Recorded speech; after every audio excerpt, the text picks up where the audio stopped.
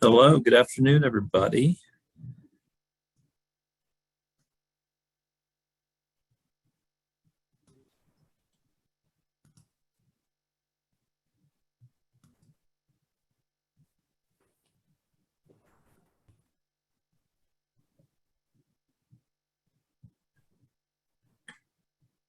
All right, we're getting great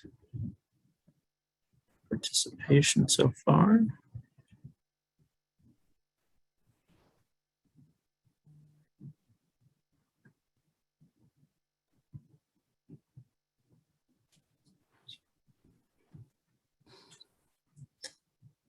Okay. Can folks hear me okay? Yep. Excellent. You've all come in muted, so we'll just ask that you stay that way unless you're speaking. With big groups like this, it's always helpful to have as many people on mute as possible to keep the audio nice and crisp. Okay. 302. Let's see how many folks we have here. 1, 2, 3, 4, 5.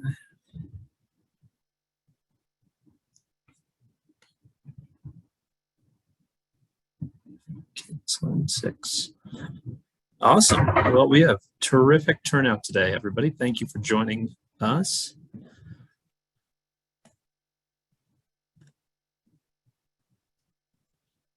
All right, great. Thanks for bearing with me as I just let people into our space today. Let me be the first to say thank you for joining us again, and welcome to the first steering committee meeting of the Village of Sugar Grove Comprehensive Plan. As you all know, we are just kicking off this process, and we're really excited to get working with you in the larger Sugar Grove community. We're joined today by our partners at CMAP, who are also the Village of Sugar Grove's partners in this effort. And they, alongside us, the consultants from Design Workshop, will be working closely with village staff over the next year or so to shape a vision for the future of the community and something that can inform all of your planning and investment work in the future to ensure the high quality of living in Sugar Grove and to ensure that the priorities of the Sugar Grove community are being met. So as you all saw, we have an agenda today, which we'll get started working through very shortly. But before we do, just a few notes on the meeting today. So in a moment, I'm going to ask folks from the village perhaps to explain a little bit more about how the public comment component of this will work. But as you all know, this is a public meeting, so the information for connecting via Zoom has been sent out to the larger public. They are invited to join. We're going to reserve public comment for the very end of the meeting. We'll work through the steering committee meeting agenda first and allow members of the steering committee the opportunity to ask questions and engage with our team to ensure we've got maximum clarity on the path forward. And then we'll open up the conversation to anybody in the community who's present and wants to ask a question or submit a comment. We're going to be limiting public comment to, I think it was 3 minutes per person, though if Walter or Danielle are on and want to specify in a moment, feel free to. A couple of notes before we do hand that off and get started. As you may have noticed, this conversation today is being recorded. So we will have a video recording of this as well as audio to make available to the public and to steering committee members who were not able to make it today. Over the course of the meeting, we'll be using Zoom, as you can clearly see. You're participating right now, and you've managed to make your way here so far, so that's great. But if you do have any issues with Zoom or the Menti tool that we'll be using at various points throughout the meeting, feel free to go ahead and raise your hand, which is a function in Zoom. If you go to the little reactions button at the bottom, you can do raise hand. My colleague, Brian Corey, who is the project manager for Design Workshop on this effort, and is leading other elements of the project work, is at hand and ready to help with any tech support issues that you may be encountering. So just feel free to do that at any point, and he will be in touch with you. So before we jump into content and introduce you all to the project and to who we are and what we're doing today, I did just want to open it up to the Village of Sugar Grove. If you want to say a couple of words or introduce the public comment component of this meeting at all, if there's anything I missed or anything that needs to be further clarified, I invite you to do so.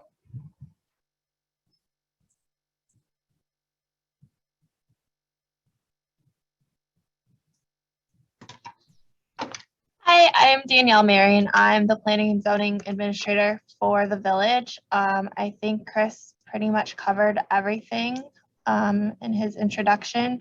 And yes, we are going to limit public comment to 3 minutes per person once public comment is opened up at the end of the meeting. Great. Thanks very much for that, Danielle. I just wanted to make sure I didn't misrepresent anything and folks have as much clarity as possible on when they're invited to jump in. So with that, let me get started. We'll start off our presentation today by just going over the agenda really quickly, and then we'll have a chance to introduce ourselves to each other and just get a sense of who everybody is and where you're coming to this process from, and then we can roll right in. All right.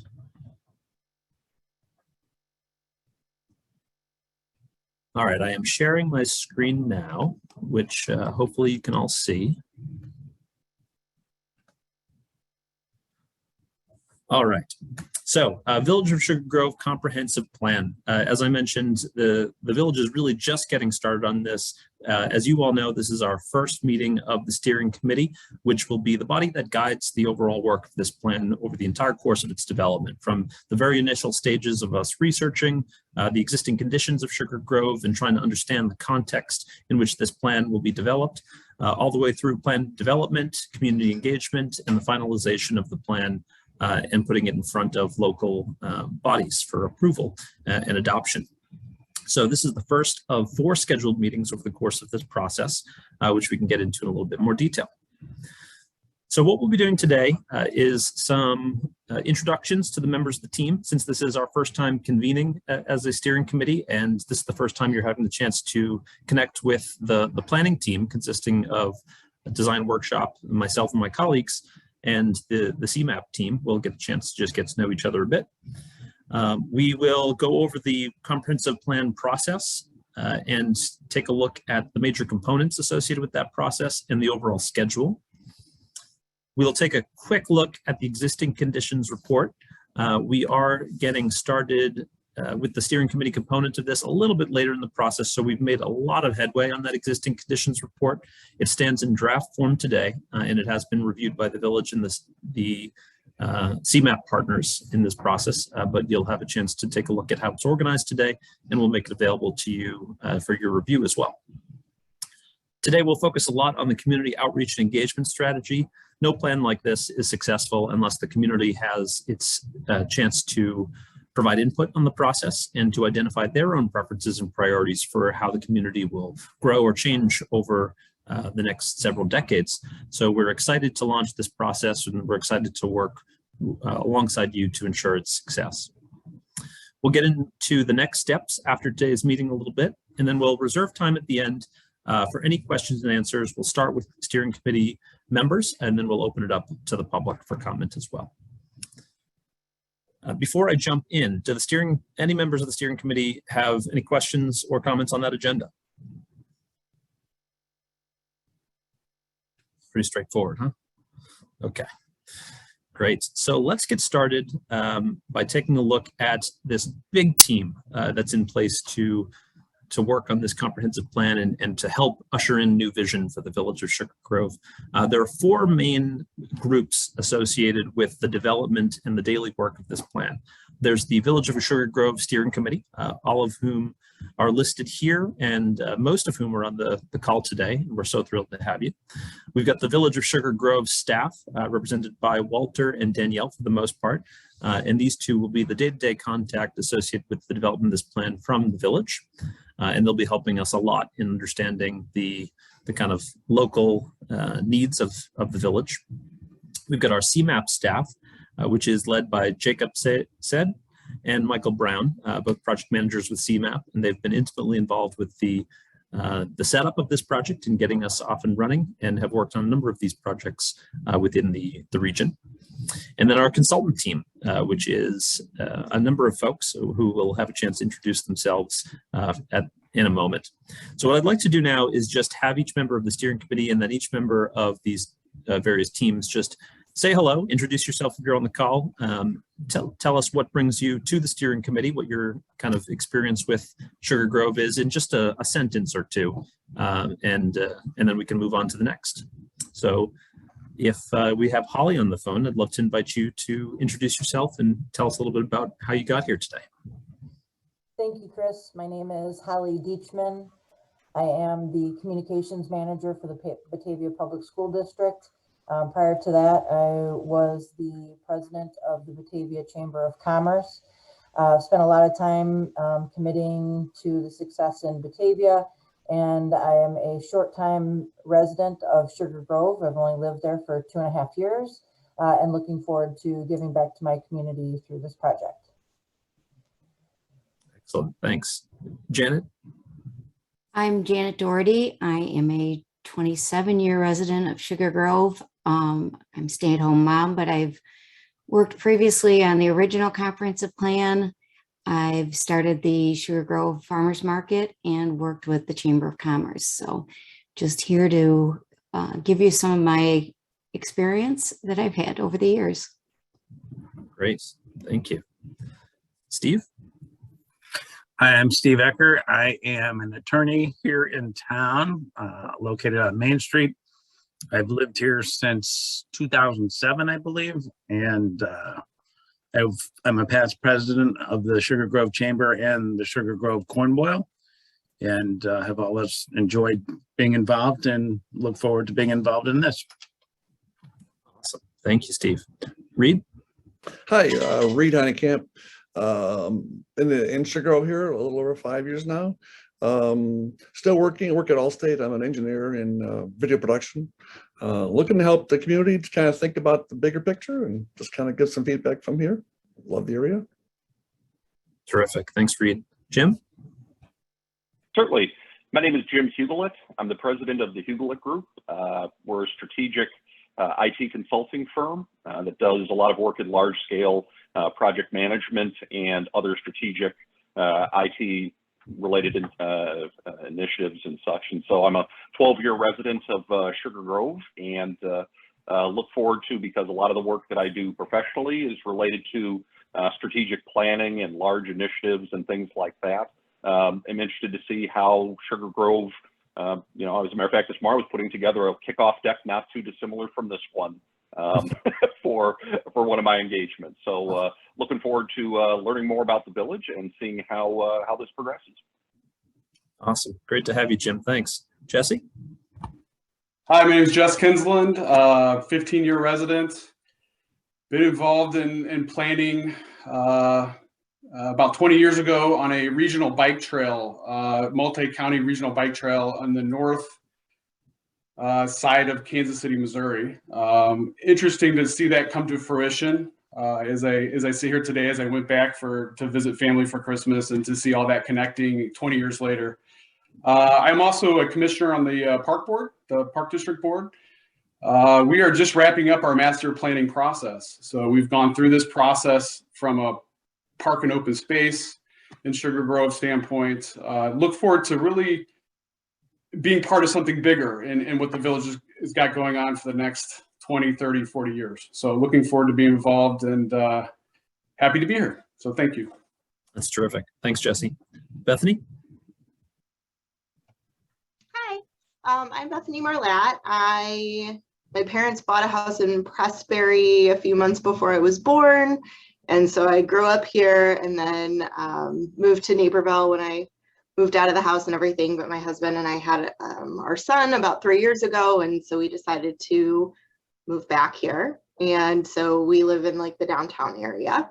So yeah, a lot of my memories involve like the library, which isn't the library anymore, and stuff like that. And so I'm just very excited. Our best friends moved in a few blocks away as well. So we chat from time to time about what we'd like to see happen in the future and, you know, what we want it to be like for our kids and stuff. So it's exciting. Excellent. Thanks very much, Bethany. Mike? Hi guys, my name is Mike Rippinger. My wife and I have moved in town here in 2012. So we're 10-year residents, family of 4 children. We also started our family business in town, the Grove Firewood and Mulch.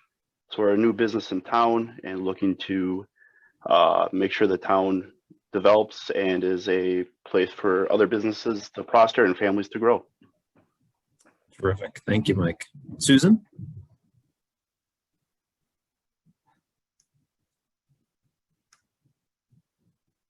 Oh, I knew we'd get to the point where we ran into somebody who wasn't able to make it. No worries. Let's see. Mariano, I knew that he said he was going to be late. Do we have you on? Not just yet. Okay. Let's see. How about Chad? Good afternoon, everyone. Chad Stewart, 2-year resident of Sugar Grove, but born and raised in Batavia, so very familiar with the area and very excited to see what the future plan is. I am the Donor Development Manager at Northern Illinois Food Bank on the food sourcing side, so community is very near and dear to my heart. Excited to see what Jennifer Conan and team have in mind for us for the growth of the city. You know, I know growing up and passing through this area, it's always been an area in which has grabbed my attention, and I know there's just so much opportunity ahead of us that I'm thrilled to be a part of this, thrilled to be amongst the folks here on the Zoom call, and excited to get started. Thank you. Terrific. Thanks, Chad. And last but not least on the steering committee, Mike. Hi, my name is Mike Tierney. I always appear at the bottom of the list because of the T in my last name, so used to that. I'm retired now. We've lived in Sugar Grove. Me and my wife have lived in Sugar Grove for a little over a year. Our daughters both live in the city. We're retired back to Illinois after a stint in Texas, Louisiana, New Jersey, New York. I was a senior manager in consumer electronics for almost 40 years.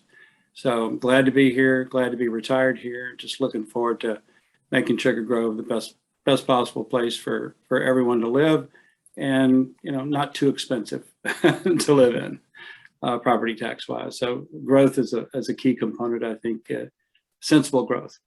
So that's all. I look forward to working with everybody. Great. Thanks so much, Mike. And thanks for getting started with your priorities for this plan already. We're going to start in some great conversations. Really great to hear all of your backgrounds and what has brought you to this process. We can't thank you enough for dedicating your time to this. Projects like these are really only successful, first and foremost, if you get the community involved, but then secondly, if you've got great people who are invested in the process and in the communities themselves who are doing this kind of work. So we'll have a great working relationship together over the next year or so. And I know that we'll have a lot of fruitful conversations about the future of the village. So less from me and more from you. Let's move on to introductions from the village and from CMAP. I think we've got Walter on now. Walter, would you mind introducing yourself? I'm sure you know these folks already for the most part.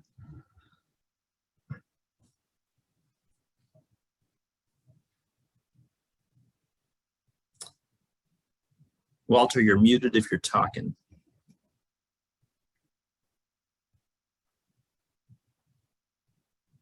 Oh, well, I see him on here, but he may be having a little bit of audio trouble. How about you, Danielle? I know we heard from you already, but maybe a quick introduction. Hi, my name is Danielle. I am the Planning and Zoning Administrator, which I've already told you guys. I've been with the village for a couple of years now, and I look forward to starting this process with everyone. Awesome. Thanks, Danielle. And it looks like Walter is off mute now. Walter, have we got you? Okay. Sorry about the feedback.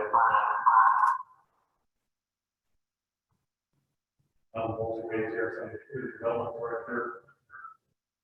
Been here before.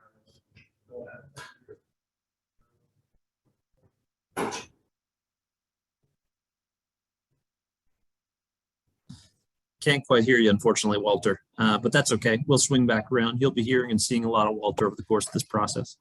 Let's move on to CMAP. I think we have Jake. Are you online? Yeah, hi, Chris. Thank you very much. So I'm Jake Side. I am the project manager from CMAP. For those of you who don't know, CMAP is the Chicago Metropolitan Agency for Planning. We are the regional planning organization for the 7 counties in and around Chicago. My experience, I've been working on comprehensive plans and land use plans, also on some zoning projects at CMAP and on the private sector for about the last 15 years or so. Other planners on this project are Kelsey Pudlock and Katie Pietrowska. They're going to be focused on the drinking water supply aspects of the plan, but they were not able to attend today's meeting. Great. Thanks, Jake. And I think we have Michael on as well. Yes, we do. Hey, Michael. Good afternoon, everyone. I'm Michael Brown. Note of clarification, I'm not the project manager. That's all Jake. I'll leave it to him to handle that part. I am the program manager overseeing a subset of CMAP's local technical assistance, of which this is one program. As Jake explained, we are responsible for regional planning through our role as the Metropolitan Planning Office for Northeastern Illinois. And this is just one of the projects where we are helping empower local governments to develop solutions for difficult community challenges and make critical decisions to implement our own to 2050 plan. And I echo Chris's sentiment. We are so happy to have your participation. It is essential, let me say again, essential for us to engage the experts and the stakeholders, which you are. So happy to have you here, dedicating your time for the betterment of your community. Thank you. Awesome. Thanks so much, Jake and Michael. And now for the last set of introductions, a lot of people on this project, which is a good thing. We're going to get a lot of work done. We have our consultant team here. So Design Workshop is the consultant that has been selected to help out with the development of this plan and to work alongside you and your community to shape this vision. We are a planning, urban design, landscape architecture firm based out of Chicago. And our staff here, with the exception of our market analyst, is all based here in Chicago. So we're local to the area. And we're going to start right at the top with Manisha Kaul, our principal, to introduce herself. Good afternoon, everybody. My name is Manisha Kaul. I am a landscape architect and I lead Design Workshop Studio in Chicago. Really excited to be working with the village, the community in crafting the comprehensive plan vision for the future Sugar Grove. So thank you all for participating today. Thanks, Manisha. Brian? Good afternoon, everybody. My name is Brian Corey. I am the project manager for this effort. I'm originally from Northwest Indiana, so I'm pretty local to Chicago and the suburbs of Illinois. So I'm just really thrilled to be able to work on another kind of local community to where we are. So appreciate it. Really excited to meet and work with you all. Awesome. Thanks, Brian. Next on the list is me. And this has to be a record, 23 minutes into talking to all of you, and I'm now only introducing myself. But my name is Chris Frieda. I'm a planner, an urban designer, and on this project, I'm serving as the kind of project planner for the consultant team and the community engagement coordinator. So I'll be working closely with all of you for these steering committee meetings, for all of the work we'll be doing to reach out to and collect input from the members of the village community, and also helping generate the major components of the comprehensive plan over the course of the project. Joining us on our team is also Eric Krungold, who is just a terrific market analyst who we work with all the time and is really great at helping us understand the kind of dynamics at play when it comes to planning for the future and the kind of impact of land use decisions and comprehensive planning on all of that. So he'll be working to help us develop those components of the plan. And we're also joined by Maddie Clark, who I believe is on the call. Maddie, if you want to introduce yourself. Hello, everyone. Nice to meet you. My name is Maddie Clark, and I work on design and planning projects here at Design Workshop. So you'll often see me in the background of calls and in meetings in the future. Yes, awesome. Thanks, Maddie. And finally, we're joined not on the call today, but on the project by Mike King, who is the principal of a transportation planning firm named Traffic Calmer. Just one of the smartest guys we know in the world of transportation planning and design.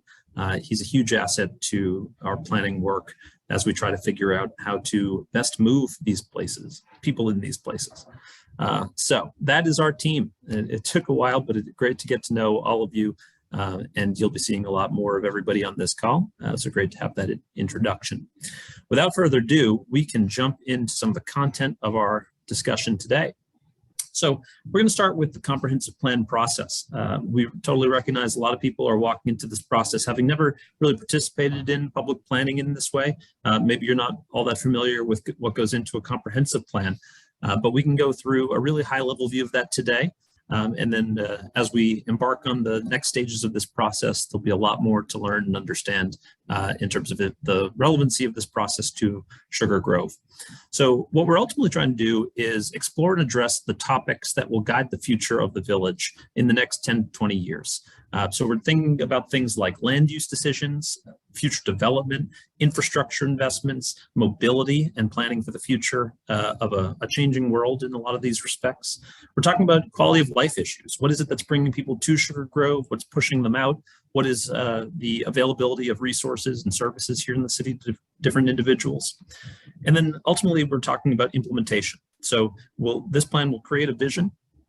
It will put forth recommendations for how to achieve that vision, but then it's going to also develop and provide for all of your use in the next couple of decades, an implementation plan that will enable you to start making progress on these things right away, and then have a realistic path forward for accomplishing what the plan sets out to do. So more specifically, we'll be looking at the following 6 elements. The first is a mobility system that works better for everybody. So we want to take a look at things like safety, but we also want to understand what the implications of potential future growth might be on the community, and how a transportation system that serves everyone from pedestrians to cyclists to drivers to people utilizing the airport or driving through on the highways or taking regional transit. We want to take a broad look at that and understand the ways in which this plan can improve that. We want to look at strategic and sustainable communities. So we want to target infill where it makes sense to do so. Take a look at the existing conditions of infrastructure and what the implications of growth plans or changes in the community might have on that. And also taking a close look at natural area investments for both the health of the community, the recreation needs, and everything in between. There's a great set of natural assets in Sugar Grove that we want to preserve and enhance where possible. We want to invest in disinvested areas. So Sugar Grove's not a huge place. I think we'll manage to keep our eye on every corner of it over the course of this process. But we want to pay particular attention to those areas that have seen disinvestment in the last several decades since Sugar Grove's incorporation, and see if there are strategies that are particularly important to execute there. We want to reinvest in vibrant communities. So Sugar Grove is largely a residential community. We want to make sure that this place has the highest quality of life possible for everybody possible. So we want to look at things like making the community more compact and walkable so that people of all age ranges have access to the things they need to live a fulfilling life. We want to take a look at all the different kinds of housing types that residents may want now and in the future to ensure that Sugar Grove stays livable for a wider range of people. And we want to improve natural resources to ensure their long-term health and success. We want to support economic strength, understanding that the market is going to guide a lot of what happens here in the future, and trying to understand how to best harness it to lead to the kinds of results that the Village of Sugar Grove wants to see for itself. We want to understand the ways in which we can build capacity to provide a much higher quality of life than people may be able to get elsewhere, and make sure that Sugar Grove stays competitive in the market in that respect. So building local government capacity to address those issues and attack the priorities and preferences of the people of the village.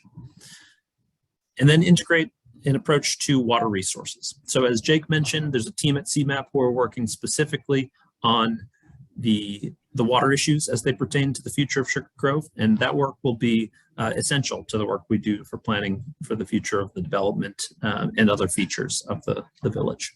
So this is a really high level overview, and there's a lot more that gets kind of packed within and in between these elements, but this is kind of a good summary of where we're heading. Also important to mention the benefit of having CMAP on this team and as a partner in the development of this plan. A couple of years ago, CMAP published their On to 2050 regional vision, which focused on a number of priorities, but three kind of big overarching ones of resiliency, inclusive growth, and prioritized investment. The partnership of CMAP and Sugar Grove together on this allows us to really benefit from the work they did in planning for the larger region and understand the role that Sugar Grove can play in that larger vision, while at the same time allowing these three high-level principles to influence the work that's done to plan for the village itself. So this is a really great program. We're really thrilled to have CMAP on here. They're taking that regional perspective at all times and across all issues. And when local and regional planning work together, it results in really strong places and strong guidance for the future. So we're happy about that. Thanks, Chris. We're happy to be here. Yeah, absolutely, Jake. So before I jump into some of the more technical stuff related to this process, does anybody have any questions about comprehensive planning and the path forward as far as what I've talked about so far? This is Jim Hubelet. I have one question. Would either as a follow-up or would I be able to see a copy or some more additional information on that on a 2050 plan and principles? Absolutely, Jim. CMAP can point you to exactly where those live, but they are available on the website for download. You'll have to remind me on the year it was published, Jake. Was it 2018 that it came out? Yeah, 2018. And Jim, I really appreciate that question. I can drop a link in the chat just so that everybody has access to it. The plan itself is, oh, there it is. Thanks, Michael. There it is. Excellent. Teamwork right there. At the ready. Perfect. You know, the larger plan is there's a lot in there, but you can definitely take it at your pace to you know, read a little bit of a summary of it as well. All right, great.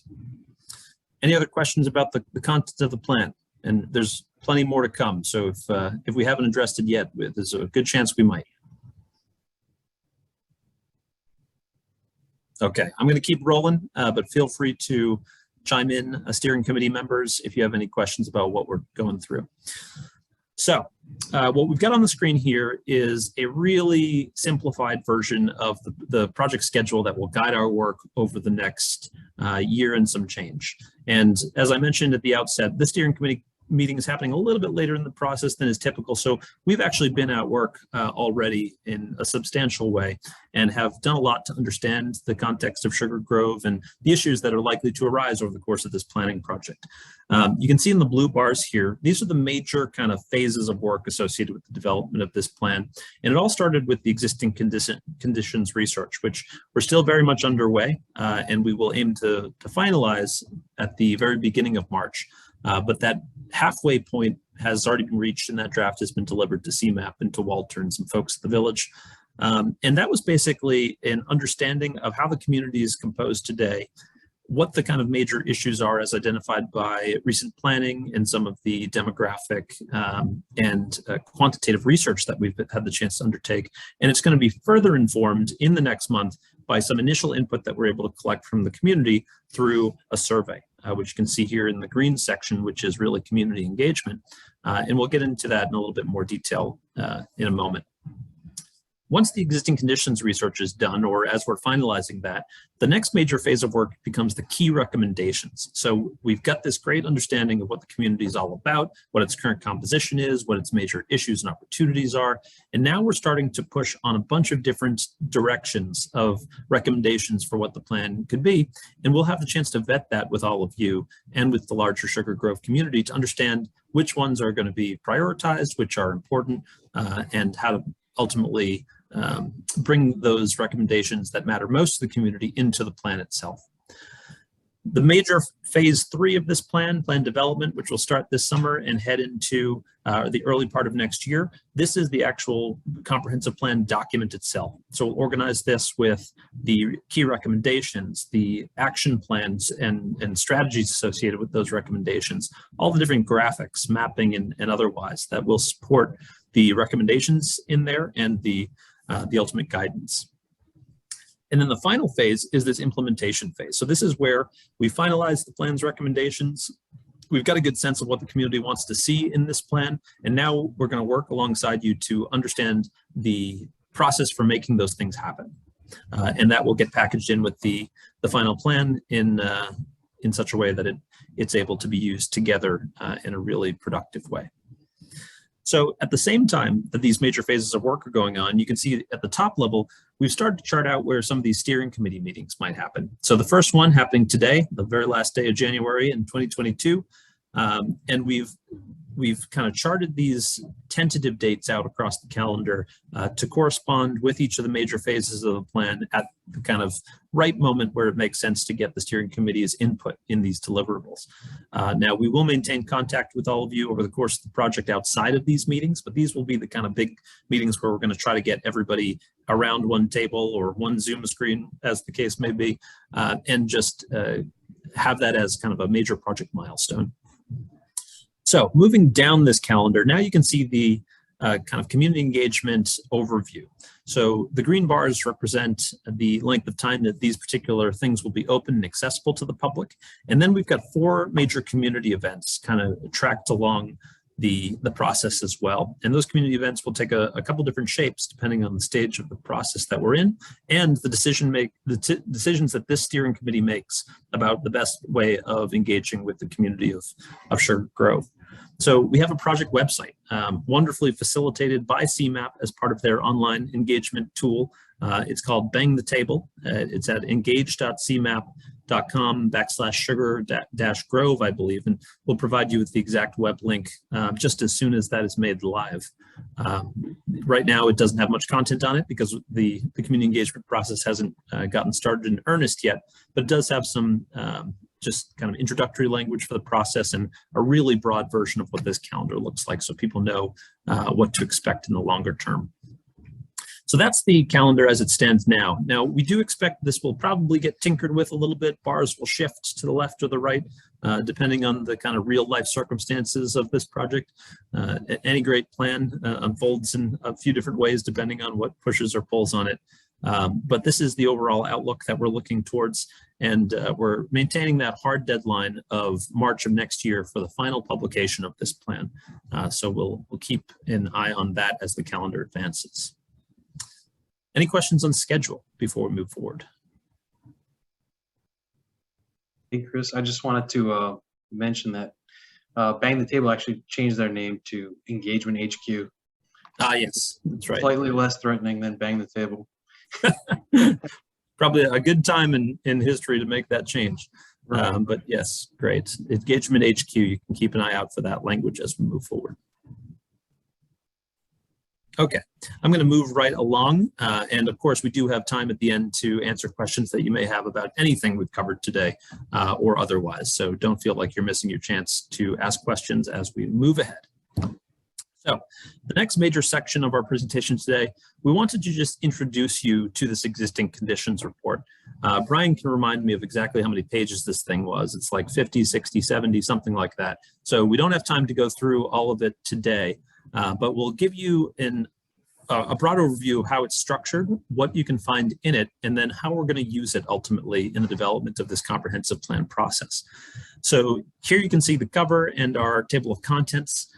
We've got an overview which provides just kind of a general sense of the community and its situation within the larger context. We take a look at transportation and all of the kind of existing infrastructure, but also some of the qualitative and quantitative data associated with the transportation network today, which we can get into in a bit. Environmental systems, which looks at everything that basically that isn't the built world within the community. Housing, so this is a major topic for any community, really any community, but especially a community like Sugar Grove, where such a large component of the community is built up of housing. And then economic development. taking a look at where there are opportunities within the existing kind of makeup of businesses and economic activity in the community. So we're going to go through just some of the overall highlights and introduce you to what you can expect to find in this document. So we've basically just grabbed some screenshots of spreads in here. The overview chapter, as you can see here, is composed of kind of the executive summary of the existing conditions report. So if you just want to get a snapshot look of what Sugar Grove is all about, this is where you'll find yourself.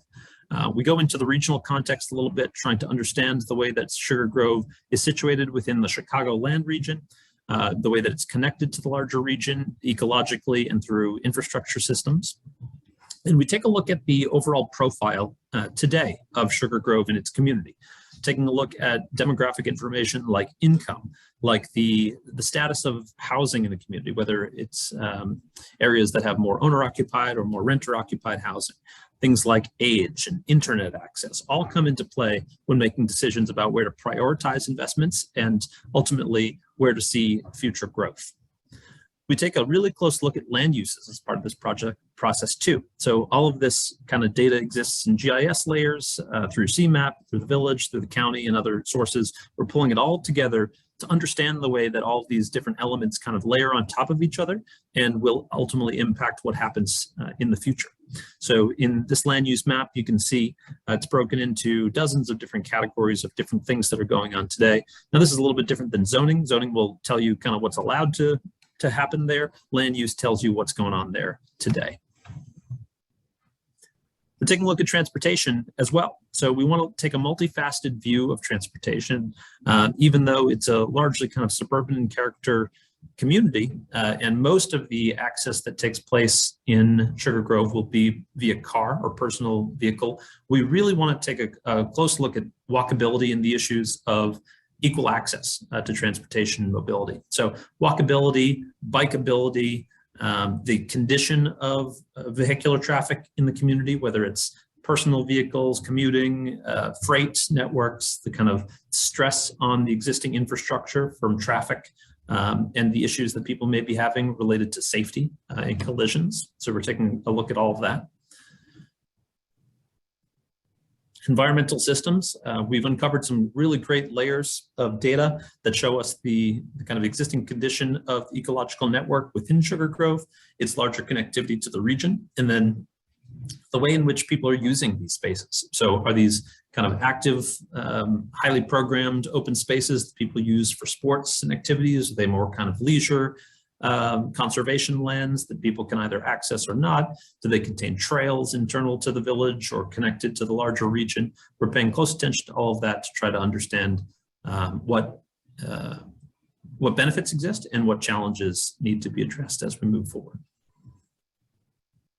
Housing, a big consideration for everybody. We've already heard today to some extent about how important issues like affordability and choice are in housing. So we're taking a close look at how Sugar Grove is composed. We've uncovered this submarket kind of system for understanding the larger Chicago region created by DePaul, and identified the area that Sugar Grove fits in and how that plays into some of the larger market forces going on in the region. So you can see that in the local submarket map and what that means. Ultimately, it told us that Sugar Grove falls into kind of a ring of these communities that are understood as submarket 7, which have high population growth, the newest housing stock in the region, which shouldn't come as a surprise to anybody. Obviously, the community saw a lot of growth in the last several decades and much newer than a lot of the communities closer to the city. Taking a look at affordability and, most importantly, how these factors, things like affordability and housing stock, how they compare to the county more largely, and then to the state more largely than that. And what that allows us to do is just kind of benchmark the village against these larger geographies to understand how well it's performing and where there are opportunities for improvement. And then I think, yeah, last but not least on this is economic development. In the same way that we're interested in housing and the communities and neighborhoods of the village, we want to understand the business makeup and how this place can become more conducive to the economic activity that the residents want to see, and that will ultimately make the businesses that are here today successful. So we're taking a look at the employment profile, the business profile, and again, comparing that to the larger county and to the state. So those are the 5 chapters of the existing conditions report. I showed you, I think, a dozen or so spreads out of the several dozen that are in there. So we'll deliver this to you and you'll have a chance to dig into greater detail. And the intent behind all of this is to gain that baseline understanding of where things stand today, to then drive our explorations during the plan development process and identify those issues, opportunities, and challenges that are most important to the community to address as you all plan ahead for the next couple of decades. So, any questions before we move forward on the existing conditions report? Sounds like no, that's no problem. Moving on to community outreach and engagement. So we've got a lot to discuss here today on community outreach and engagement. We are strong believers that the greatest plans are those that emerge from the community itself and articulate their preferences and priorities in the final version. And what we like to say often is that plans are only successful if communities can see their fingerprints on them. It's just really important that those voices and that input get captured in a meaningful way. So what we're going to do today is discuss the overall approach to community engagement as part of this long-term project. We'll preview one of the community engagement tools that we love to use on planning projects like this, and that is really accessible in a virtual format as we've got today. We'll discuss some outreach channels in the way in which all the members of the team who we got introduced to 20 or so minutes ago, how we can all plug into outreach and the efforts to reach as many people within the village as we can. We'll start planning for the first community workshop, which, if you remember back to that calendar, is slotted to happen actually pretty soon in our process. We'll plan for the first community survey, which we're also hoping to launch really soon to capture feedback early in the process and help inform our final existing conditions report. And then we'll outline some of our next steps regarding community outreach and engagement. So a lot to get through on this topic, and we will just jump right in. So with regard to the community engagement approach, we are really looking for something that is multi-pronged, as accessible as possible to as many people as possible. That is the only way to make sure that you're offering an equal opportunity and to ensure that the plan is capturing as diverse a perspective or set of perspectives as are needed to make it successful. So we're going to utilize a number of different strategies to reach out to the Village of Sugar Grove community. We'll use social media and the intranet. So we mentioned that the Engagement HQ2, I think is what you said it was, Jake? Engagement HQ. Just HQ. Engagement HQ. I will have that web presence there as a constant companion to the village, a place that people can easily access to get the latest on the plan and to understand exactly what their next opportunity to engage with it will be. And that will also have the opportunity to host a variety of media, whether it's documents we create, videos, photos associated with the process, anything like that. But then we'll also look to use social media, whether it is accounts created directly for this project or utilizing the accounts that already exist to communicate to village residents through either village accounts, the accounts of organizations that maybe you all belong to. CMAP, I think, can play a role in that as well as they issue communications to people within the area. So that is a kind of world in its own that we can use to ensure we're reaching a lot of different people who play online. In-person events. So things obviously have gotten a little bit complicated in the last year or 2 years regarding in-person events. This kind of process would typically take place fully in person with workshops and open houses and all kinds of activities that would bring us to Sugar Grove and allow us to engage face-to-face with your community. The pandemic has changed a lot of that. But fortunately, we've had plenty of time to adapt and to create all kinds of interesting ways of kind of working around those challenges. But in-person events still have a really great role to play. Hopefully, the pandemic will ease at some point in this process to the point where we can do a lot of that in-person stuff. But if not, then we're going to want to really target our in-person approach, prioritize summer events where events are outdoors, allow for social distancing, allow for the kinds of events that can take place in person, but still adhere to local health guidance. So we'll be looking to all of you to understand what your preferences are regarding that and what we can kind of plug into to maximize our face-to-face potential with the village. Advertising and visuals. So we find this to be hugely helpful in these plans to keep people connected to it, to create some visual cues that can kind of hook them into the process and that they can look out for as work advances. So we can help you with all of that. And we'll start talking about how that might come into play in the immediate future too.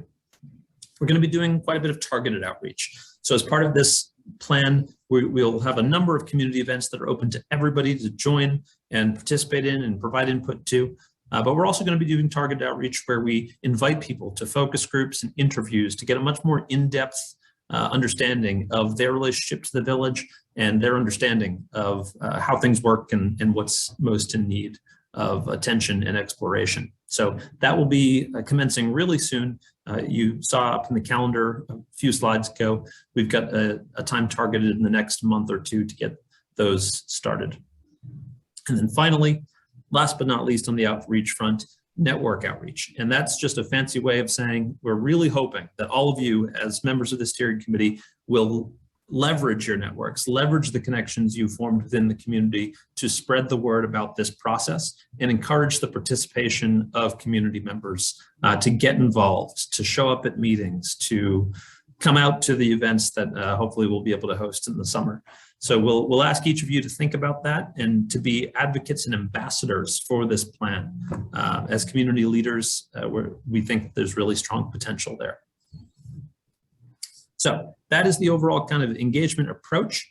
Now we'll get into a little bit more detail about how all this works. The first, what you're seeing here is social media and the internet. We talked a little bit about this. On the left, you see the kind of placeholder introduction to the project that we've got up on the project webpage now. This will evolve over the course of the project to include much more specific information and opportunities to engage. We can also explore ways of using social media in creative ways. This is an example of one that we did with a Parks and Rec master plan up in Vancouver, but custom hashtags and looking for ways to engage people in meaningful ways on social media is a really strong tool for pulling them into the process.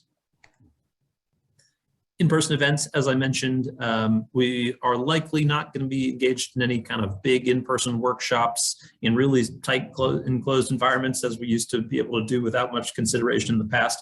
But we might get to that point at some point in the process. And even if not, there's a lot of kind of in-person outdoor activities that can be designed to be safe and still quite accessible and fun. It gives people a chance to get out on nice summer days and work on things maybe outside alongside our team.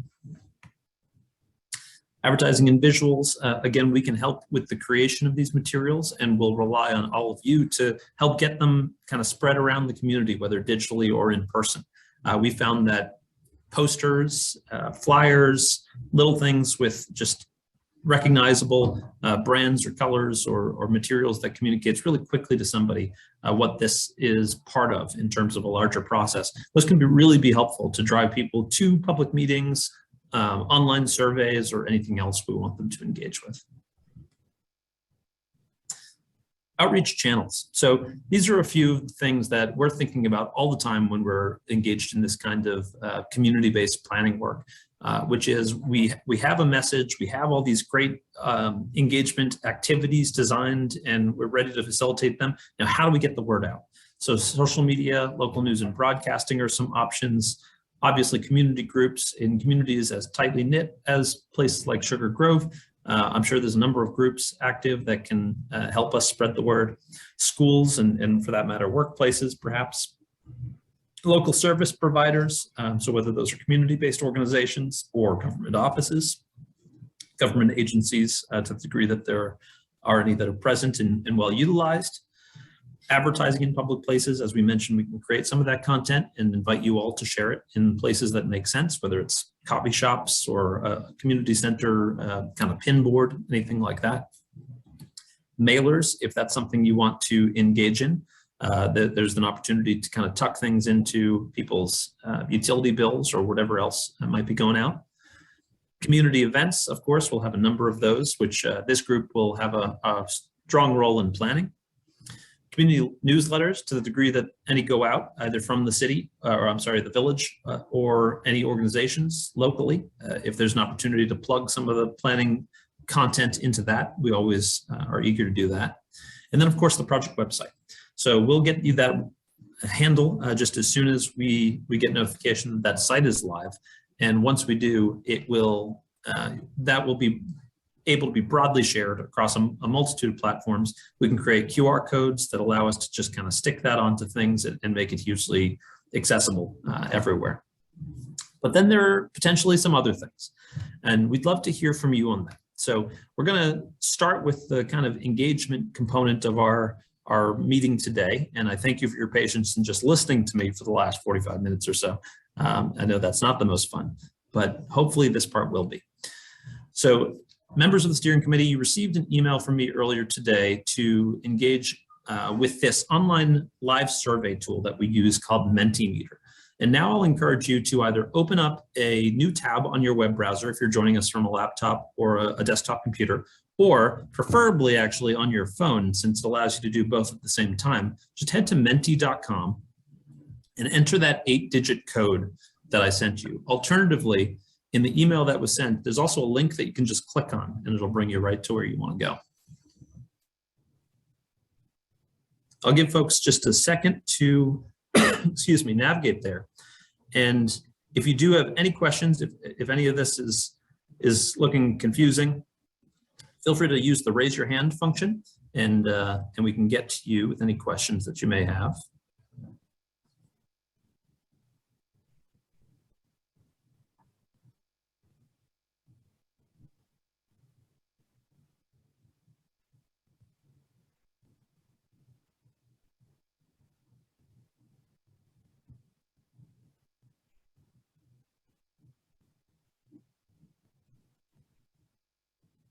Just giving folks another minute.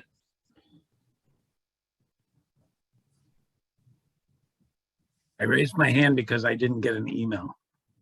Oh, no? Steve, I'll have to check and make sure you're on my distribution list. But Brian actually sent you the code right in the chat, which you can see there. And you can just head to menti.com to enter that in.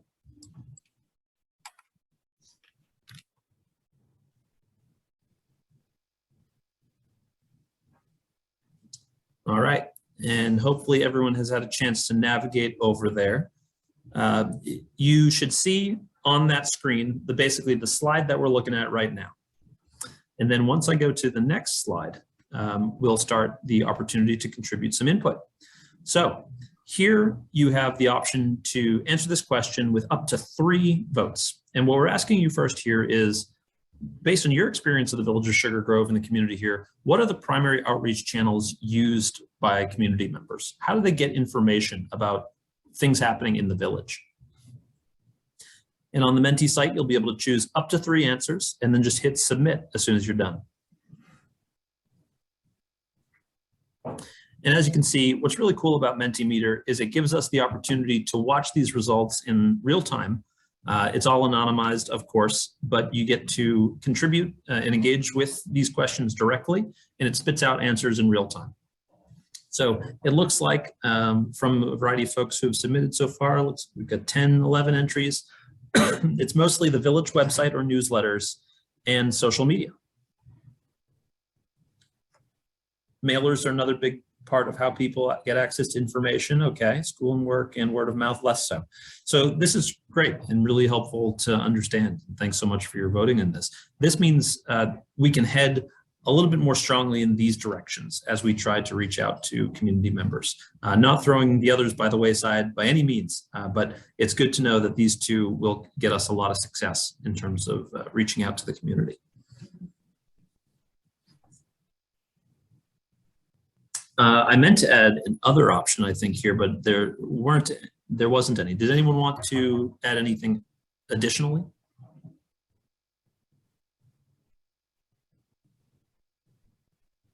Sounds like no. All right, great. We captured it all. Moving on. So we are, we're thinking about first today, in terms of the things ahead for community engagement, the first community workshop. And this is going to be one of 4 over the course of the process. And this first one is designed to accomplish a few things. Number 1, introduce the community to the comprehensive planning process. Most community members are probably not going to be totally plugged into how comprehensive plans are developed or what issues they're even going to tackle. We can give them the kind of comprehensive plan 101 on that and what it's going to look like for Sugar Grove. Number 2, we really want to encourage participation in the process. We're going to be thrilled that they've attended this first meeting, but we want to make clear that that is just the beginning and that there's going to be a lot of opportunities to inform the plan and to have their voices heard over the course of the process. We want to introduce the engagement process and what they can expect moving forward as far as the kinds of events and engagement activities that we'll ask them to participate in. And we want to introduce them to the multitude of channels that we'll use to push the word out there and to get information to the community. We want to set expectations. Of course, we want the plan to be visionary. We want it to be something that people can get excited about and start working towards immediately. But we also want them to understand that the comprehensive plan is really the first step in the process. And accomplishing that plan is really the responsibility of the community itself and the people on this call today who will play a big role in making sure this work gets shepherded forward along the community's lines. But it is the first step in the process, and there's a lot of work to be done from this point on. And then in the first community engagement or community workshop, we'll also start to collect some initial guidance and contributions from the community. So most of the time will be spent kind of introducing them to the process, but we'll also have some questions for them that will substantively help develop our work. So what are we going to do today relative to the community workshop number 1? We're going to decide on a format. How should this happen? We're going to figure out what outreach strategies may work for us as we try to get the word out and get people aware of this event. We're going to establish some priorities, trying to understand what we want to learn from the community and what we want participants to walk away with as part of this exercise. And then if we can, let's see if we can set a date and time for this event. Any questions about the community workshop before we get into some of these questions and working through them together?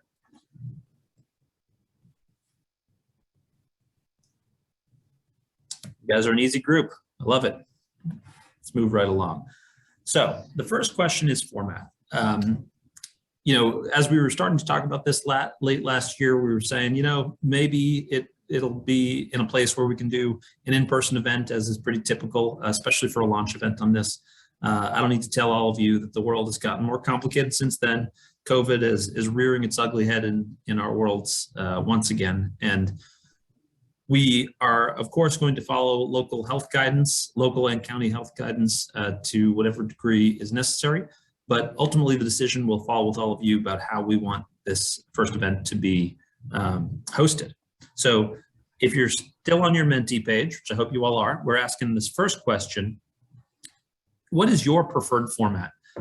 Understanding the world today, if we were to host a meeting within the next month, should this be an in-person event or should it be an interactive virtual workshop like the one we're having today?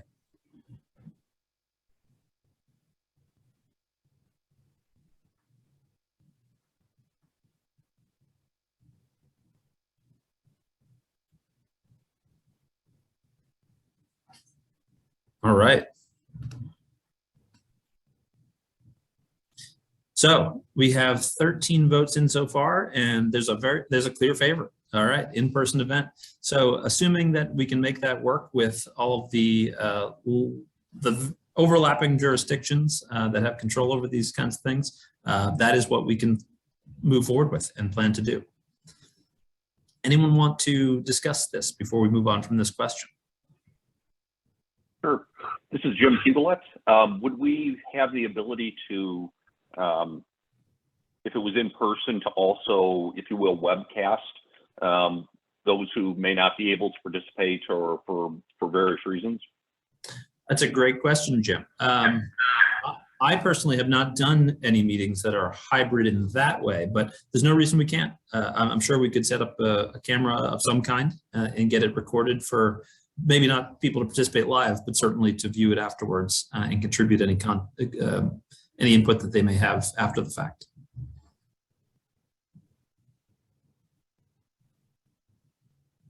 Any other questions? All right, let's move right along. Now let's talk about outreach. So we asked you earlier what the kind of effective methods of outreach are for Sugar Grove, and that was great to see your responses there. And now I think we've got a clear understanding of how to communicate best with the village. So we're asking ourselves today the questions, when it comes to outreach, when it comes to spreading the word, what can we as the consultant team do to make this most valuable for you? And I've given you some ideas already about what channels might be useful and the kinds of material that we can produce to be helpful in your efforts. But then the question becomes, what can the steering committee do and the village of Sugar Grove to ensure that we have maximum outreach and access to the larger community? And then what can CMAP do as part of this as well? So they've run a number of these plans in the past. They've got active networks within all these places. And understanding the kind of roles we'll all play in this process, I think, would be really helpful to ensure we're getting the word out there quickly and efficiently. So I think, nope, we're not there yet. This was just going to be a conversation. I wonder if, is there anything that wasn't captured on our outreach slides or in the discussion we've had so far that we should be aware of? And beyond that question, is there anything that you as the steering committee can do to help us in this effort that comes to mind?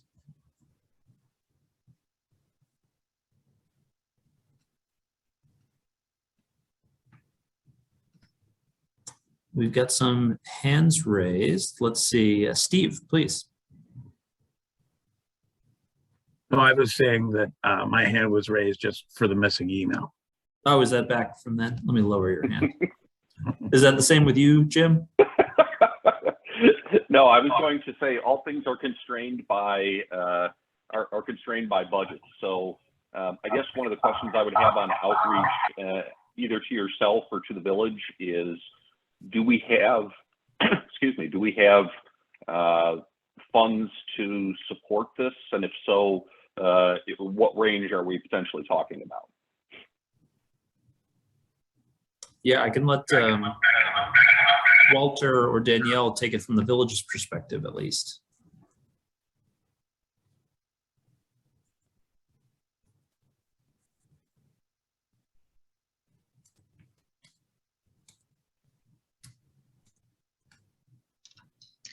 I believe we have funds allocated for this. I am not sure exactly what the amount is. Walter his computer's not working properly. He would know that, but he cannot communicate right now. So we will look into that and get back to all of you guys. Absolutely. Because I think that puts kind of a bounding on what, at least some of the things that we would potentially do. So without knowing those bounds, it'd be tough to, I mean, there's certainly things that we could do for little or no cost, but having some sense of that would be important, I think, information to have. Yeah, that's a great point, Jim, and the kind of bottom line to every element of the conversation, right? What I would say is I put the what can DW do up here at top because I want you all to know that we are here to support this project from the production standpoint. We can produce flyers and materials for you. We can produce the language for you for talking about the engagement events and for getting them advertised. But there's just no one on this project team like all of you who have these connections to the community already. So we want you to see us as supporting your outreach efforts, but then we really want to partner with you in a strong way to make sure that that word is getting out and these materials we're developing are getting spread out to the community.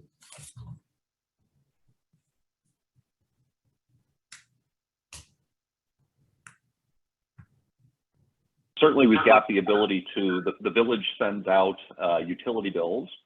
So certainly including an appropriate verbiage that maybe you would craft into utility bills would be one tangible thing that would be, I would assume, at essentially no cost. Second thing would be that we have a village newsletter. And stop me if any of this is ground that you guys have already covered internally, but we have a village newsletter that goes out every month-ish, I think. Keep me honest here. So certainly this would be part of that. We've obviously got our website, other notifications that the village officially publishes via Facebook. That's certainly another, and all of these I think are essentially, no-brainer type things because their costs are modest. Well, and by modest, I mean nothing, essentially. Beyond that, I guess I've got some other ideas, but I don't want to monopolize the conversation. So why don't I defer to maybe some other ideas, maybe Janet or somebody. Yeah, it looks like Janet has some. Janet? Oh, you're muted, Janet. I think we all belong into smaller communities, and I'm hoping that our committee represents the wide range of different neighborhoods that we have. And so if we all go back to our homeowners associations or even our churches, and we use ourselves as a voice for this to get the word out and get into homeowners newsletters and different meetings like that, I think that'd be a great way. But you have to kind of use yourself to be the tool to get the message out of what's happening. That's exactly right. And I'm so glad you said it, Janet. I'm glad we can look to you for that kind of support. Homeowners Association newsletters is a great idea. That's just the kind of channel that we're just not going to typically have access to. We're going to try to do as much outreach to these groups as we can, but you all have the best kind of connections to that. So we certainly invite that kind of thinking. Looks like Steve's got some ideas too. Steve? I do. I'm still active in both the Sugar Grove Chamber and the Corn Boil. So I know I would have to check with the organizations, but I could certainly, we've got websites and we have Facebook pages. So I can look into whether or not we could communicate that way. And I also know a few years back, there's an electronic sign that we as the Corn Boil purchased a share of, and I know the village has a share of as well. So that might be a good place at least to maybe notify people of an event. Totally. Yeah. And we've seen other communities do that successfully as well. So that's a great idea. I think, let's see, Bethany, you get your hand raised. I was just going to say, and I don't necessarily have a great solution for this, but a lot of the things that are mentioned are definitely what I would think of, but don't necessarily hit a certain demographic of people who are not necessarily as actively involved in, for instance, reading their mail, because that's not something I tend to do a ton of, because everything's electronic, right? Like we pay most things electronically or whatnot. So a lot of stuff like that isn't an immediate need slips through the cracks or whatnot. And I think the type of people that I'm thinking of, like in my demographic with kids that are maybe even too young for school yet, it's important to have that input because, it's a huge component, but I think things often end up skewed towards more traditional forms of communication and media. And then that skews everything towards that demographic as well. So I don't know what a perfect solution to that is other than just a little bit more almost door to door or just, in the school parking lot or like something along those lines, but just to keep in, I didn't know if you had any suggestions from previous projects or anything like that. This is a great point, and making sure we have that kind of broad outreach so that we're collecting at least representatives from all the different groups that represent Sugar Grove is going to be so important, which is why I'm so thrilled that the steering committee comes with all these diverse perspectives and is connected to so many different elements of the Sugar Grove community. But we will certainly work through all of this and figure out what the best strategies are here. So that's really helpful to hear. Thank you. Let's just answer the last two raised hands and then we'll move on. I'm afraid to say we're so quickly running out of our time today. But Jim, you've had your hand up for a while. Let's hear from you again. More of a general question. Do we have for lack of a better term, an inventory of our steering committee members? Or is that something maybe as a follow-up to, for example, as Janet was saying, to get a sense of, are we covering are we covering all the neighborhoods? Are there neighborhoods that aren't represented that we need to come up with another approach? Same thing with maybe churches and schools and other things. But basically, I think some of us know each other, but I think there's certainly people I don't know.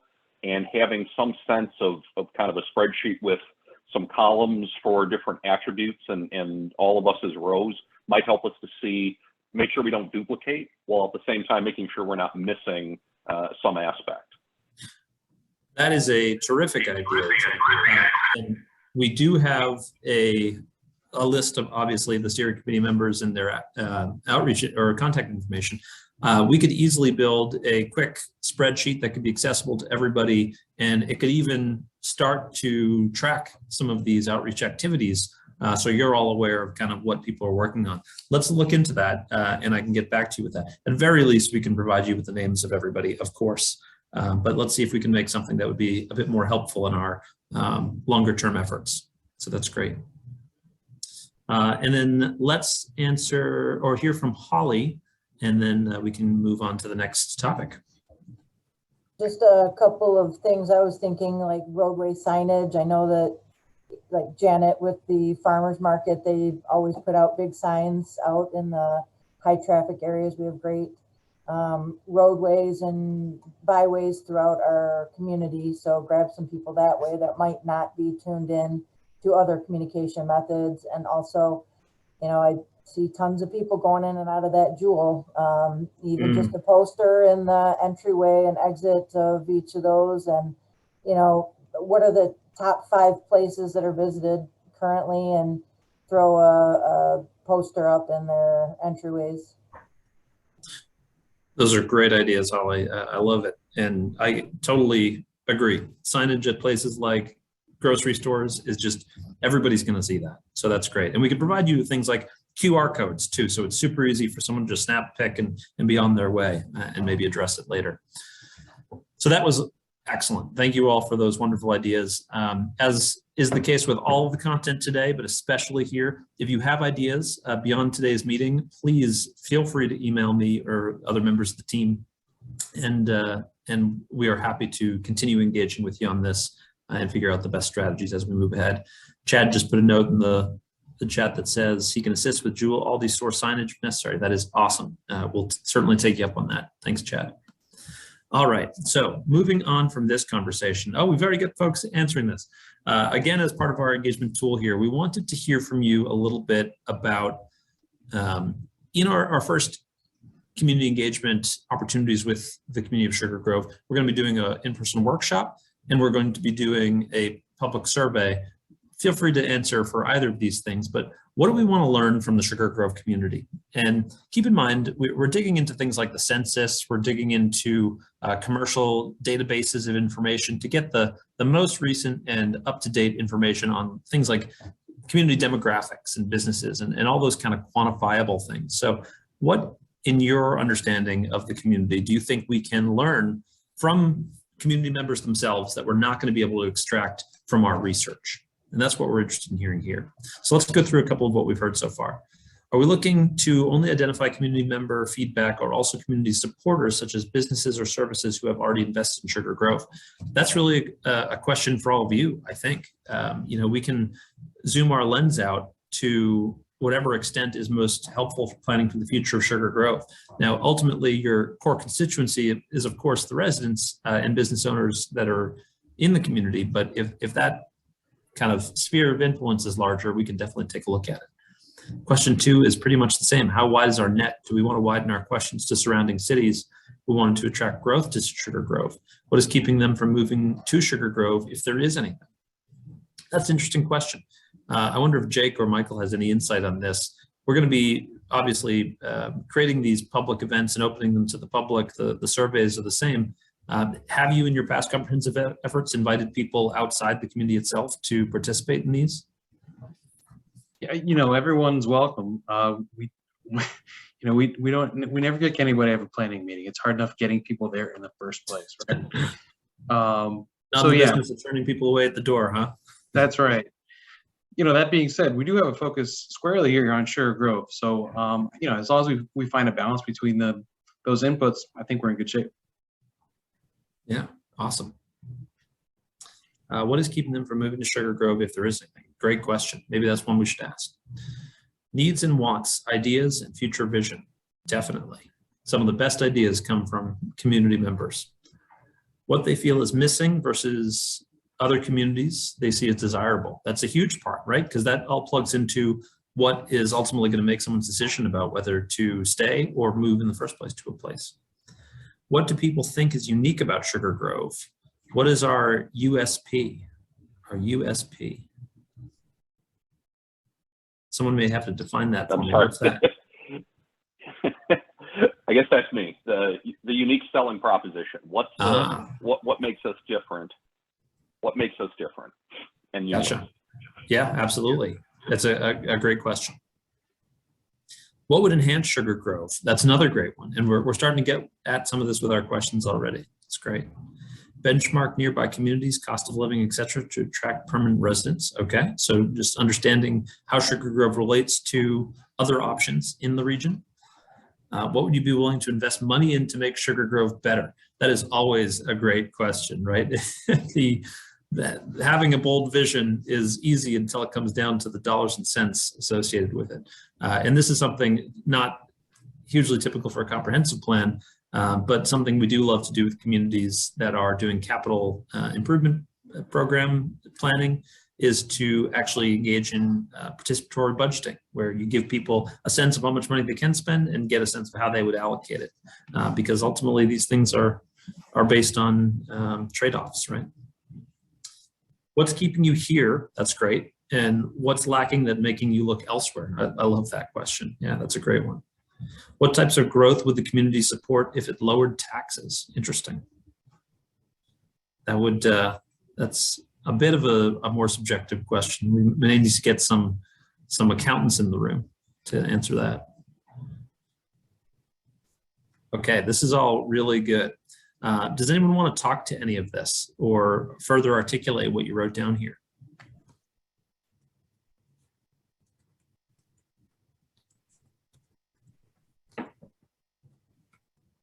And now the platform just makes it so easy to type it all in. That's fine. How can we get more residents involved? That's a great question. Well, heck, if we could cover all these things in our first meeting, I'd chalk that up as a win.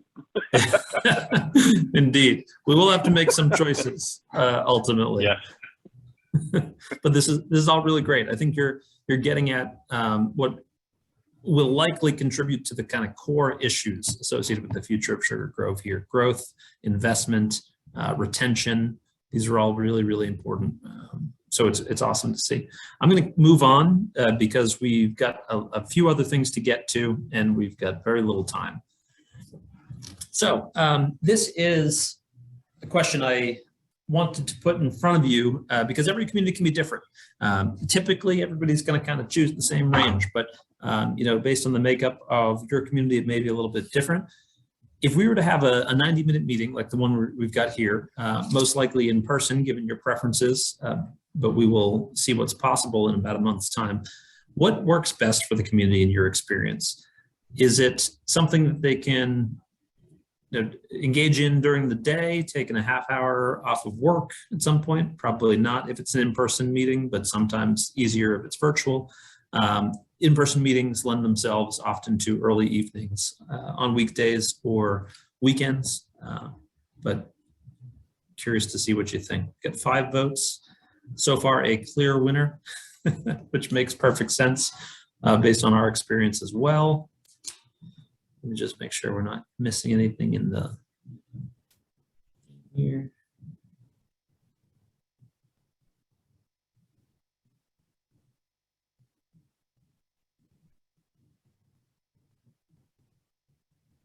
Great. Walter's got some information in the chat box if you want to check that out.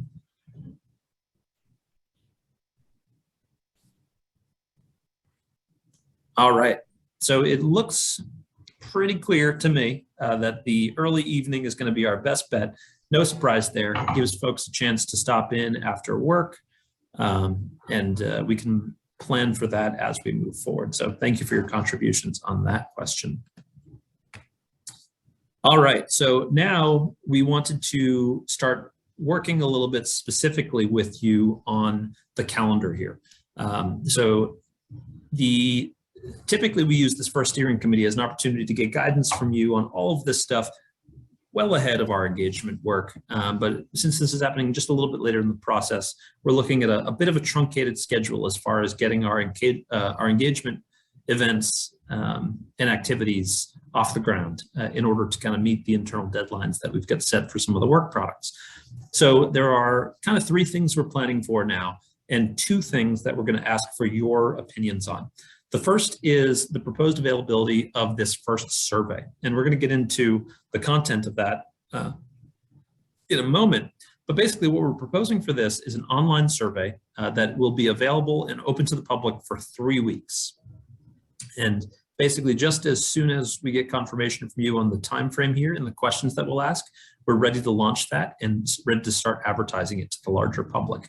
And that you can see highlighted in green here as far as what our proposal for that is. We're also interested in starting to book a date for the first community workshop. Now that is something that's likely to happen in the near future. We kind of tentatively targeted this 2-week period that you can see here, the very end of February into the very beginning of March, though we're interested to hear what you have to say based on your experience in the community, your knowledge of what's going on already, and what may or may not work within that window.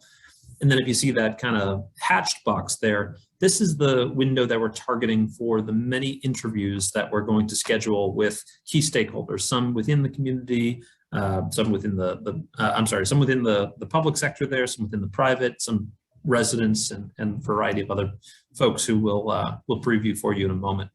So first and foremost, how do people feel about this survey window launching in about a week's time, being open for 3 weeks through the duration, for the most part, of February? Does this look like a good approach?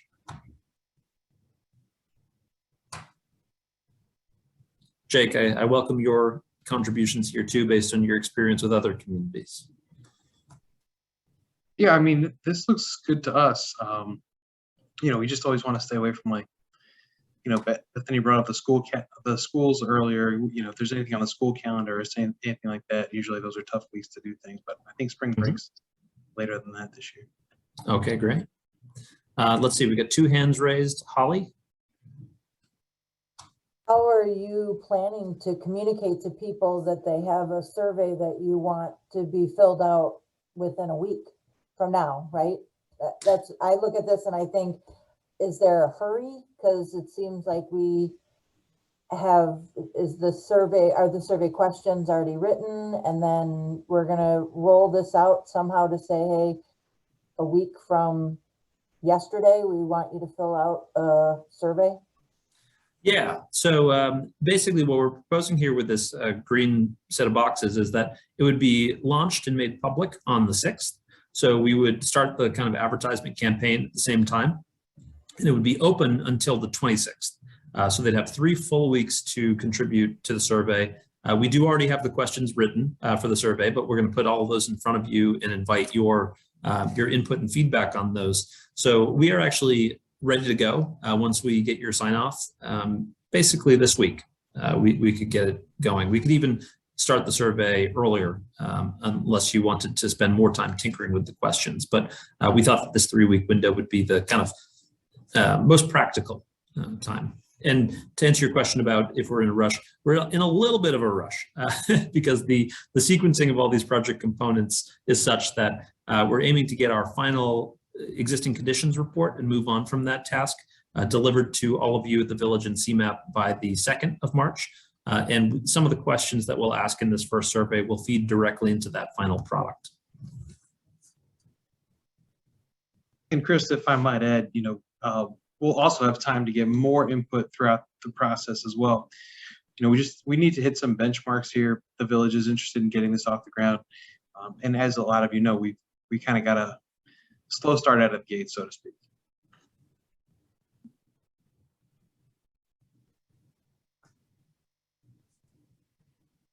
All right, let's see, Bethany. Jim put in the chat the same thing that I was thinking, was that if we were going to notify via the utility bill, which honestly, I actually do read. Not to make it all about, what I do, but like, I figure there are probably a decent amount of people who have similar habits. I actually do read that email that Allison sends out, so we'd miss it because it goes out on the 1st. It goes out on the 1st. Okay, well, that's good to know. Yeah, so for the survey, at least, we would probably not utilize, we would have to not utilize the utility bill for that, but we can certainly use it for future activities and focus on kind of digital outreach for this first one. And while we can push this a little bit, unfortunately, the survey is probably not terribly flexible. So we'll need to just move that in kind of small increments here or there. However, the community workshop, we do have much more flexibility about. So we've identified this 2-week period here, which would work well for our project calendar. But if we wanted to push it out several weeks or to a different time on the calendar, we can do that. It'll delay the kind of in-person opportunity for people to get introduced to the project, but that's not a huge deal if we want to prioritize other things. So what do folks think about the workshop dates? Where would you like to see that ideally? And we're picking one day for that, by the way.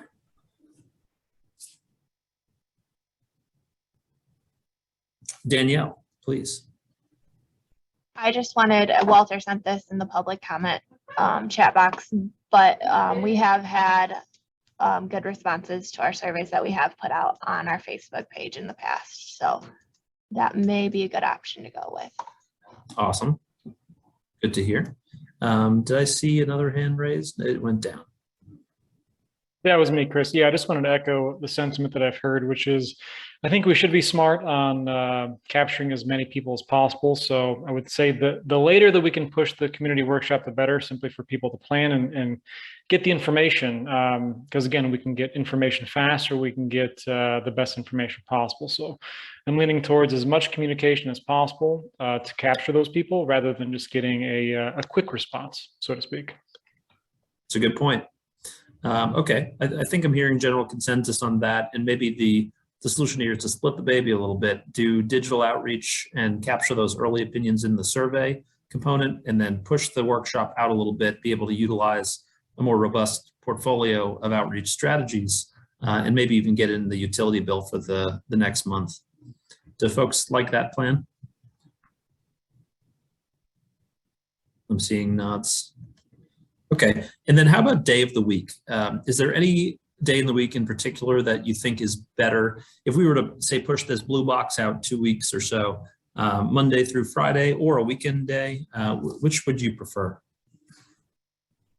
The vast majority of responses were for a weekday late or early evening. Getting a thumbs up from Mike on that one.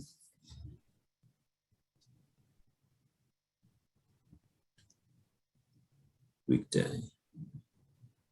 Oh yeah, any parents out there know when spring break is? That's a great question. Brian. It's the last week of March, early April. Okay, so we'll avoid that. All right, so I'm hearing weekday from folks. I think maybe we will not be able to make an exact decision on that today, but we've narrowed it down quite a bit. We know to make it a little bit later than we're showing here tentatively. We know to focus on a weekday, and we know to do it between 6 and 8 p.m. So that's a great deal of information, and thank you all for that. We'll probably put out a couple of tentative dates and a follow-up message to all of you, and just ensure that it works for everybody based on your understanding of kind of the community's calendar. So thank you for that. Moving on really quickly, I know we're past time, so I really appreciate those who are able to stay on and are staying on. We'll move through this all really quickly and just give you a chance to provide your last thoughts and get you on with your evening. So we're also taking a look at the first community survey, as we mentioned.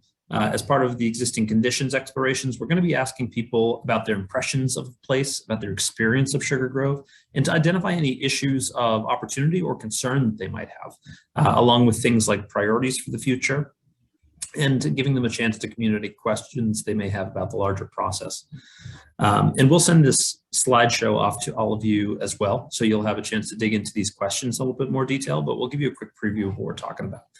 For the questions, we've organized them into 4 large groups here. First is demographics. We want to understand some basic demographic information about the people who are taking the survey. We don't expect this to be fully representative of the community. It's not a statistically valid survey, but by understanding a little bit of information about who is taking it, we understand the impact that that may have on the results we get. So we want to understand how old folks are, how long they've lived in the community. We want to understand their mobility needs and how they move around the community. And we want to understand what their primary source of news is about things that are local to the community. Regarding their experience, we want to understand what they like most about living in Sugar Grove. And we'll give them the chance to kind of provide an open response to that. We want to understand where they spend most of their time when they're not at home. If anywhere, likely school, work, maybe shopping, something like that. What kind of municipal services are most in need of improvement in their experience? What kind of experiences are missing from or desired for Sugar Grove? In terms of concerns, what are the 3 biggest problems that they see today? And we can provide a kind of a list here and see what people select. What's the biggest threat to the quality of life in Sugar Grove in the next 10 years? What important components to creating community does Sugar Grove lack today? And then asking people how safe they feel walking, biking, driving around Sugar Grove can help us identify those challenge areas. And then in their opinion, are there parts of the community that are presently underserved by infrastructure services in the village? In terms of priorities, if they could change one thing, what would it be? What would be what are their 3 highest priorities for Sugar Grove's comprehensive plan? And what kind of development is most needed in Sugar Grove in the next 10 to 20 years? And which characteristics of Sugar Grove today are most in need of protection if the community is to grow? So for those still on the call, we have, I think, our final Menti question here. It may be the final one. Don't take my word for that just yet. But is there anything else you think in this first engagement activity where we're introducing them to the process and getting their first impressions of Sugar Grove? Is there anything else we need to know from them?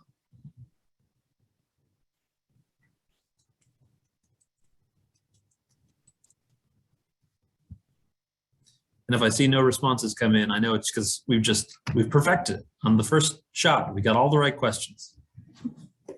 Hey, Chris, how do you differentiate this question from the last open-ended question about like the big issues that folks are interested in? Yeah, so I suppose what I would say for this question is there any piece of information we need that is contained within their minds that is going to be essential for us to understand that we wouldn't be able to get any other way? So I would see it as a little bit different from priorities or the things that are important to them regarding the kind of planning process, and just is it a piece of demographic information that we need to know? Do we absolutely need to know of our group of participants if people have college degrees, for example? Do we need to know whether they plan to move out in 5 years? What kind of things do you think are essential? We got a raised hand, Steve. Yeah, I was gonna say the intention in terms of whether or not they see themselves, sticking around for a year, 2 years, 5 years, 10 years, that kind of thing. And also, some people might not be all that happy with Sugar Grove. Maybe we can have on a scale of 1 to 10, what would you rate Sugar Grove? Or, do you like Sugar Grove? Do you dislike Sugar Grove? Those types of questions. That's a great question, right? Do you like this place? If the answer is no, then you might have a very different perspective coming in.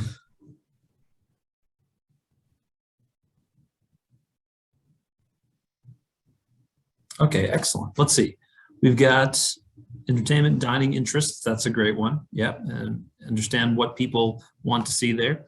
What will keep you in Sugar Grove? That's a really interesting question. For some people, it's going to be the lowest possible property taxes you can muster. In other people's minds, it may be a more varied set of priorities. So that's always interesting to hear.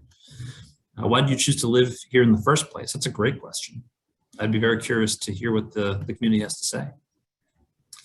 just participation from the community, definitely. Maybe to turn that into a question for them, what will it take to get you involved in the community and community planning in our case?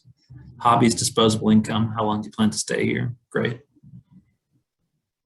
Okay, well, the larger intent of all these questions is to really just get you all thinking about these things and help us plan for engagement efforts as we launch into a busy few months ahead.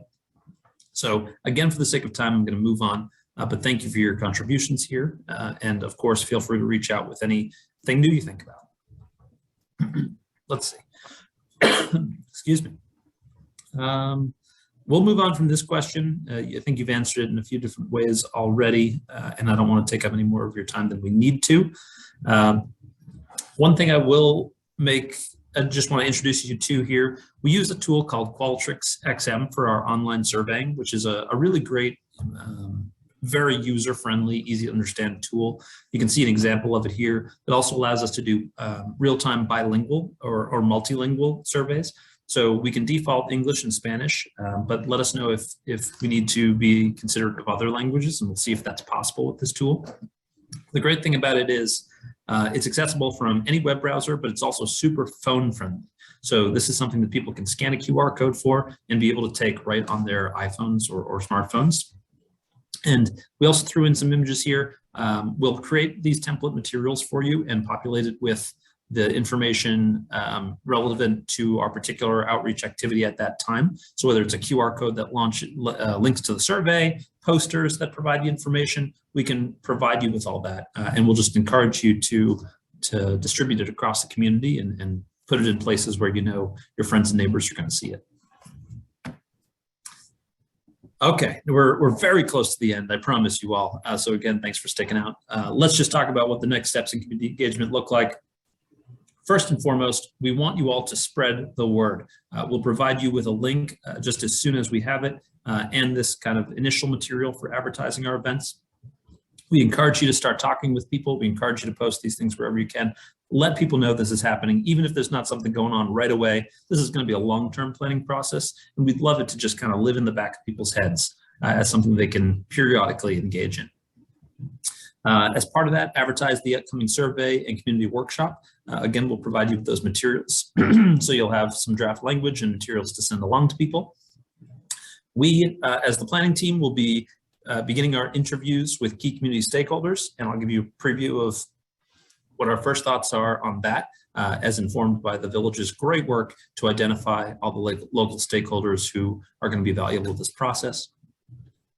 We will work with all of you to identify ongoing, already planned community events where the comprehensive plan can have a presence. So if you have any kind of summer festivals or events or things happening at local schools or whatnot, if there's an opportunity to plug the comprehensive plan into that, just make people aware that it's going on, that would be a great way of reaching people where they are. And then we want to start beginning our planning for the next community engagement activities. For the future events, the additional 3 community workshops, the 1 survey, and some other activities, we'll have a lot more lead time to plan with all of you what those look like and what the outreach strategy will look like. So keep your eyes and ears open for more information on that to come. Stakeholder interviews. So these are that 3-week period where we're going to start reaching out to folks and having dedicated conversations about the topics they know the most about. We've identified a number of groups and individuals within each of these categories who we think it'll be really helpful to interview and get a lot of great dialogue going with. So we'll start those interviews early on in the process. We will then follow up with people as needed as the process advances to get more information. But this is the initial list. We'll narrow this down, probably group together some of these interviews. So take a look at this and let us know if we're missing anyone vital. Or if there's anything else we should know. And then with that, I've done talking proactively, and I am happy to answer any questions you may have. We've also got Brian and Jake on the call, I think, still, so we're both available to answer any questions. And I don't think we have any members of the public on right now, but if not, right after this steering committee, if we do, right after the steering committee Q&A, we've got it open for public comment.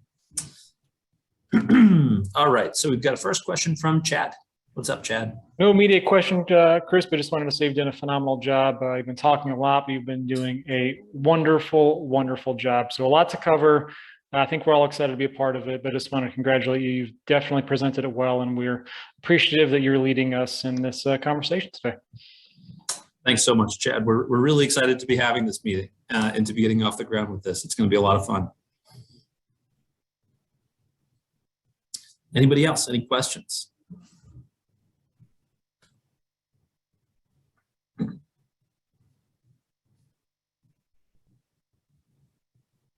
Thanks for that information on the restaurant survey, Holly. I'll have to check with the folks who've been running our existing conditions work to see if we've got access to that. But if not, we'll find it. That'll be great to read through. I don't want to keep us any longer, Chris, but I am curious how some of the data that we capture as a village will be shared to some of the other public entities if it kind of crosses over. Where, maybe people see there should be better educational opportunities, or, hey, we need to enhance parks and open space. I'm sure you have a strategy, but if you could talk a little bit about that going forward for the committee members. Absolutely, Jess. A fantastic question. I know you're lighting up Jake's eyes as you're talking about regional cooperation and planning. But yes, that is a big part of what makes these things successful. Obviously, CMAP, the consultant team here, are going to encourage you to work collaboratively across your municipal boundaries. And just having CMAP involved in this project is ultimately going to forge that connection really well to the work that's going on in the larger region. But then through our work in shaping the plan and in shaping most particularly an implementation strategy, I think we're going to want to pay a lot of attention to the ways in which Sugar Grove can coordinate and collaborate with your surrounding jurisdictions. Places like Aurora, of course, are going to be a huge player in that. Maybe some other communities. There's a lot of out parcels in the kind of envelope of Sugar Grove. So the degree to which the community is coordinating with the county is also going to be a really big component of this. So yes, something we're paying a lot of attention to, but what we'll also look to all of you to help steer what that looks like and how much coordination needs to happen outside the kind of core constituency of the village. But I'm sure Jake has some thoughts on that too. Yeah, thank you. I don't want to take us, all the way down the path here, but just you'll be happy to know that the existing conditions report is going to touch on some of these items. Open space, for example, there are benchmarks in place for, how much acreage of open space should be around for a population of, say, 1,000 residents, or we can build it out from there. And then, other parts of the plan will be touching on those benchmarks as well. So yeah, definitely looking forward to talking more about that in the future. Thanks, guys. This is probably a good point to mention that if you have no questions or don't care to hear the answers to other people's questions, feel free to drop off. We so appreciate your time today and recognize that we're already over your time. But we are available to answer any additional questions that folks do have.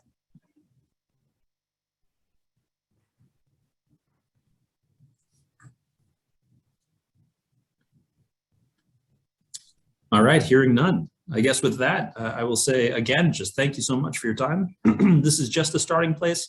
We are greatly looking forward to getting to know you better and to getting to know your community better and to work with all of you to produce a really special and exciting plan here.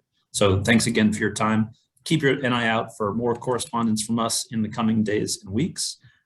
And with that, we are off to the races with this one.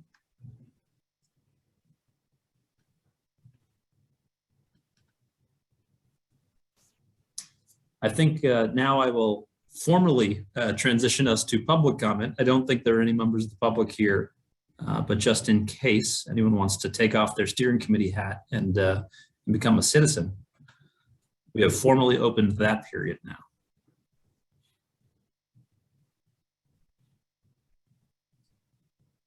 And then Walter or Danielle, I don't know, are there any requirements for how long we keep this public period open for?